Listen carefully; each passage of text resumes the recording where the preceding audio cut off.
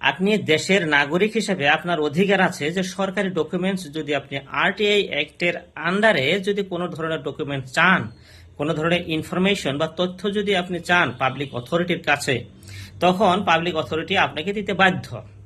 এখন যখন আপনি সেই অ্যাপ্লিকেশনটা প্লেস করবেন পাবলিক অথরিটির কাছে, ধরুন কোন একটা ডকুমেন্টস বা তথ্য আপনার প্রয়োজন হয়েছে, সেটা একটা আলাদা কথা। আর যদি আপনি এমনিতেই চান যে কোনো ধরনের প্রয়োজন নেই, তবুও আপনি চেয়েছেন সেই ডকুমেন্টসটি, তবুও পাবলিক অথরিটি বাধ্য সেই ডকুমেন্টস আপনাকে দিতে হবে।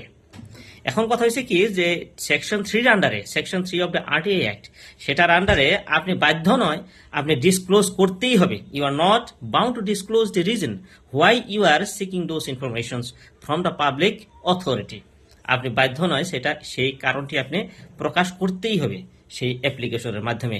আর এই অ্যাপ্লিকেশন যদি দেওয়া হয়, পাবলিক অথরিটি বাধ্য আপনাকে সেই ডকুমেন্ট দিতে।